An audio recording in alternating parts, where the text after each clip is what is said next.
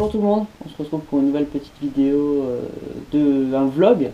On va vous parler un peu de l'ouverture, de l'ouverture Tweet 2016. Comment on va aborder les postes, les techniques à utiliser, etc. pour réussir le mieux possible une ouverture. Donc on va commencer par vous parler des techniques.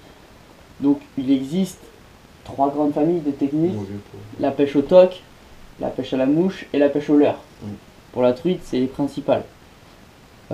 Après, il y en a existé d'autres, etc. Mais aujourd'hui interdites. Enfin, c'est pas le sujet. Nous, on va vraiment s'intéresser aux techniques qu'on va pratiquer nous et surtout celles qu'on va utiliser. Donc, on a prévu de faire l'ouverture au toc et au leurre. Donc, utiliser des leurres pour les truites qui sont vraiment actives en début de saison. Et puis, si elles sont un peu difficiles à faire au leurre, plutôt les aborder au toc. C'est ce qu'on s'est dit. Parce que ça peut être vraiment incertain l'ouverture, comme on ne connaît pas les réactions des poissons, comment ils vont... Les niveaux d'eau, exactement. On veut être préparé à tout et pouvoir s'adapter à n'importe quelle situation pour pouvoir prendre du poisson.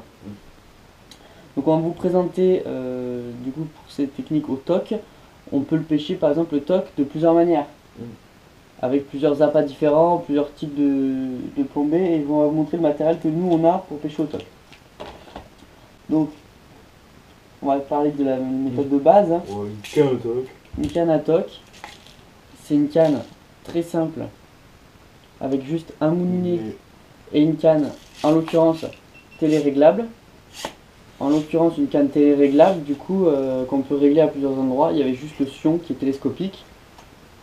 C'est pas des cannes ultra sensibles, je suis d'accord, mais pour débuter, c'est largement suffisant. Avec ça, des hameçons taille numéro 10, on prend.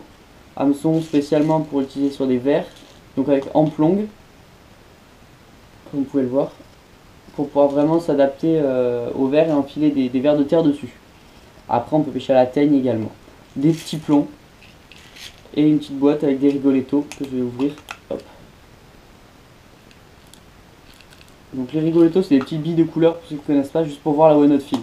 Donc c'est une technique très simple, on met 3 petits plombs, un hameçon, un appât, et on fait dériver de façon naturelle l'appât le long du fond. Donc vraiment des hameçons, après on peut avoir des tailles différentes. Donc moi je pense que du 8 à 14 pour le toc c'est pas mal. Ça sert à rien d'aller plus petit, je pense, après c'est beaucoup trop dur d'enfiler les vers, etc. Donc vraiment ça c'est suffisant. Voilà. Ensuite, pour la pêche au leurre, puisqu'on a l'intention de pêcher au leurre, il faut savoir une chose, c'est que en début de saison, les cuillères ont tendance à mieux marcher dans les eaux rapides. Ça dépend. Mais ça dépend, c'est vraiment aléatoire, ça dépend des jours, etc. En moyenne, nous sur nos cours d'eau, on a remarqué que la cuillère marchait mieux en début de saison. Et après, ça s'inversait avec les poissons nageurs.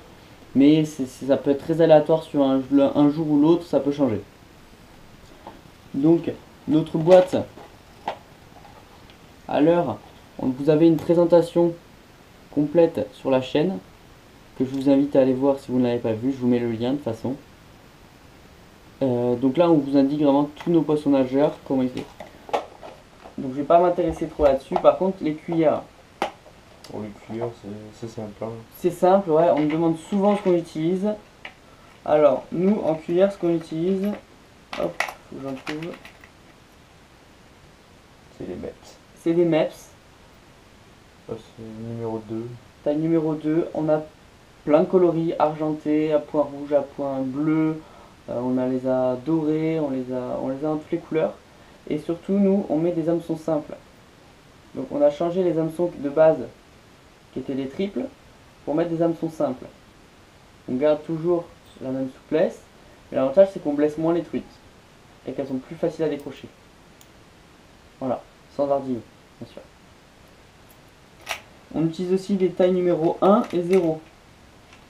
Les numéros 0, c'est rare qu'on les sorte, mais ça arrive parfois. Les truites parfois préfèrent les petits leurres, mais elles ont plutôt tendance à aimer les gros leurres, les grosses proies. Ce qui est l'inverse pour les chevennes. Les chevennes préfèrent les petites proies et ils ont peur des grosses cuillères. Donc parfois ça fait plus réagir. et des numéros 1 en coloris divers et variés.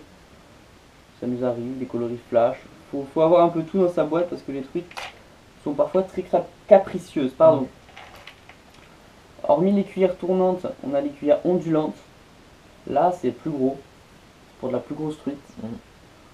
Notamment dans les pays nordiques, quand on y a été, ça c'était trop petit. Hein. On était avec des beaucoup plus grosses cuillères et vraiment elles aimaient ça. Donc là, c'est des Mepps Cyclope. Là, on a une taille 0.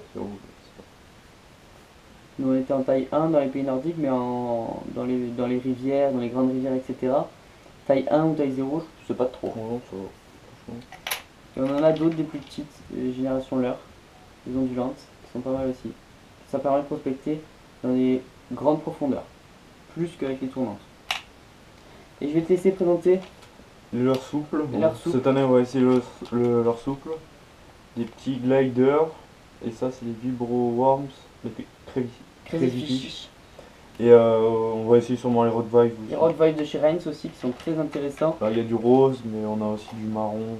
Donc des petits leurres de 5 cm, comme aussi des Ripple Shad en 5 cm. Ça va être intéressant à utiliser. Avec des toutes petites têtes plombées ou le Flex System. Le Flex System que vous avez pu voir dans une des présentations qu'on a vues. Donc c'est un hameçon simple qu'on peut choisir ou un texan, comme celui-ci par exemple, avec un petit plomb. Et on choisit le grammage et on peut accrocher les deux ensemble en changeant le grammage très rapidement suivant la profondeur à laquelle on pêche. Donc très pratique ce Flex System. Voilà, donc on a fait le tour pour les leurres. Ensuite, s'il y a une chose à avoir indispensable avec vous à la pêche au leurre, c'est bien une pince avec un ciseau.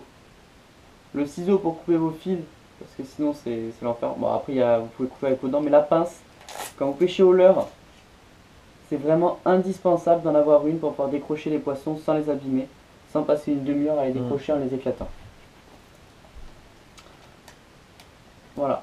Pour la pêche au leurre, la canne. Qu'on a déjà pris, on a fait une vidéo avec 3 ensembles pour pêcher la truite à plusieurs prix. Donc là, on a la canne que Alexis utilise, qui est, je le rappelle, une Peso et Michel Instinct eau vive en 2,7 ou 2,8, 2,7 je crois. Light. En light, voilà, avec un moulinet 6 mètres, taille 1000. Une tresse de 10, mais je vais la changer sûrement. On va changer, on va passer sur une tresse de 6 à peu près. Ouais, je pense. Pour pêcher la truite. Donc très bon ensemble, il y en a vraiment des ensembles super que je propose dans la vidéo. N'hésitez pas à la voir, elle est affichée aussi. En dessous de nous à la pêche, on aime vraiment bien avoir des lunettes polarisantes. C'est vraiment super pratique. Ça permet d'enlever les reflets à la surface de l'eau pour pouvoir mieux voir les poissons et mieux voir ce qui se passe. Les suivis. Les suivis, exactement, voilà. Très important. Indispensable, à mon sens, les lunettes polarisantes. Il n'y a pas besoin de mettre cher pour avoir des lunettes qui ont déjà un effet. Oui. Moi là j'ai des Caperlan à une quinzaine d'euros à peine. Et c'est pas des lunettes super, hein, mais je sais très bien que j'y fais pas attention, je laisse traîner partout et j'ai pas envie de mettre 100 euros dans une paire de lunettes qui vont être foutues au bout de 2 ans. Voilà. Donc, je te laisse présenter un gilet. Un gilet. Pour la truite, on peut prendre un petit sac, mais le gilet c'est vachement pratique. On a tout accessible dessus. On met les boîtes, les verres. Donc on a tout. Au toc, on peut mettre tout le bordel dans une poche, etc. Donc très pratique. Et nous, on ne peut pas se passer d'une paire de waders. Une paire de waders qui permet de rentrer dans l'eau. Nous, vous avez vu, on a tendance à pêcher dans l'eau. On remonte la rivière en passant sur les cailloux, sur les plages, etc. dans l'eau. Et en pêchant au fur et à mesure. On trouve ça quand même beaucoup plus pratique et les waders, c'est même indispensable. Là, on a des waders en toile, donc très légères. Par contre, pour les eaux froides, à l'ouverture, on va prendre les néoprènes. On a plusieurs paires de waders, parce qu'en hiver, on ne peut pas être avec les waders en toile en flotte tube. On aurait trop froid, donc on a 2 paires de waders. Une paire de waders en néoprène qui est chaude et une paire de waders en toile pour l'été qui est plus froide et plus légère. Là, on a des chaussons dessus, en néoprène. Il faut des chaussures, donc. Et les chaussures, il faut absolument avoir, c'est très conseillé d'avoir du feutre en dessous. Du feutre pour pas glisser sur les pierres, tout ça. Voilà. C'est Et pratique. c'est très pratique, ça, on glisse pas du tout. Par contre sur l'herbe, Voilà, sur l'herbe. sur l'herbe faut faire attention parce que ça glisse beaucoup le feutre. Mais je vous conseille, si vous pêchez dans des petites rivières comme nous, d'avoir une paire de waders. C'est pratiquement indispensable. Mais par contre, si vous pêchez dans des grandes rivières où vous n'avez pas pied, où vous savez que vous ne pouvez pas aller dans l'eau, c'est pas forcément utile, juste une paire de bottes suffiront. Voilà. Parlons d'une chose aussi très intéressante pour l'ouverture, les postes à aborder. On va plutôt privilégier les amortis derrière les roches, Voilà. les endroits où il y a peu de courant. Parce que les truites, il faut savoir que c'est des poissons flemmards. Quand les eaux sont froides, elles ont de l'oxygène, beaucoup. Donc elles n'ont pas besoin de se placer dans les courants pour pouvoir être à l'aise avec l'oxygène. Donc elles vont se placer dans les zones en amorti pour dépenser le moins d'énergie possible. Puisqu'il fait froid, il y a peu de nourriture qui passe, etc. Donc elles vont économiser leur énergie en se plaçant dans les zones calmes. Donc derrière des cailloux, derrière des branches, dans des contre-courants. Il faut les chercher à ces zones-là.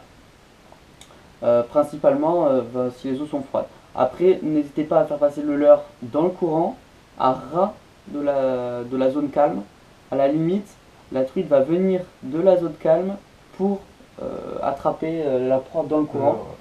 C'est comme ça qu'elles font en fait. Et quand vous pêchez au toc, pareil, passez dans le courant à la limite du contre-courant de la zone calme, quitte à partir dans la zone calme, se laisser emporter dans le contre-courant au toc, pour justement intéresser cette truite qui peut être sous le caillou, derrière dans le contre-courant, qui pourrait voir la nourriture passer dans le courant et attendre qu'elle vienne à elle. Voilà. Ouais, Au fur et à mesure de la saison, on va voir que les truites se répartissent partout, plus dans le courant même. Il va falloir ne pas hésiter à aller les chercher en plein courant, même s'il est rapide et que ça paraît surprenant, mais elles sont très actives dans les courants justement pour gagner de l'oxygène et de la nourriture. Donc on a fait quand même le tour. On n'a pas parlé de la pêche à la mouche, mais on pêche pas beaucoup à la mouche, on s'y connaît pas assez pour vous conseiller là-dedans. Il va falloir qu'on s'y intéresse un peu plus et je pense qu'on va essayer de s'y mettre un peu mieux cette année par exemple, et notamment pêcher au toc, à la nymphe. Je n'ai pas parlé de ça, mais ça c'est super pour l'ouverture aussi. À la place de mettre un verre ou un appât vivant ou une teigne, mettre une nymphe artificielle. Et c'est même plus prenant, si on pêche bien, qu'avec des appâts naturels. Voilà, je pense avoir fait le tour. C'est une petite vidéo pour préparer l'ouverture. Donc l'ouverture est dans une semaine. N'hésitez pas, justement encore, il n'est pas trop tard pour commander du matériel pour l'ouverture sur le site Arcticle Pêche.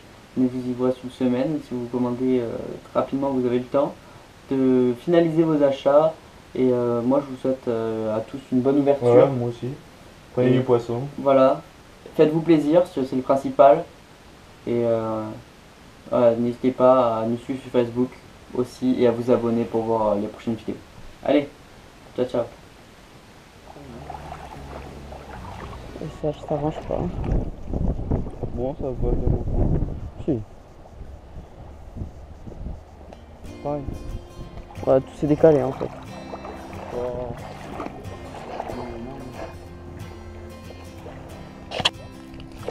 Ouais, allez Alexis. Au moment où je venais d'éteindre la GoPro, il allait lever la cuillère et une truite. Ouais. Elle est belle celle-là. Elle est maillée. C'est une sauvage. Enfin, c'est une sauvage ou une alvinage. Mais hop, j'accroche ma cuillère, je te l'attrape. Elle a des belles nageurs. Avec la cuillère. Elle a choisi. Oui, avec sa main. Hop. On va enlever la cuillère. Ouais, là 100 millions, elle a sauté en l'air et tout. Allez, je fais celle-là.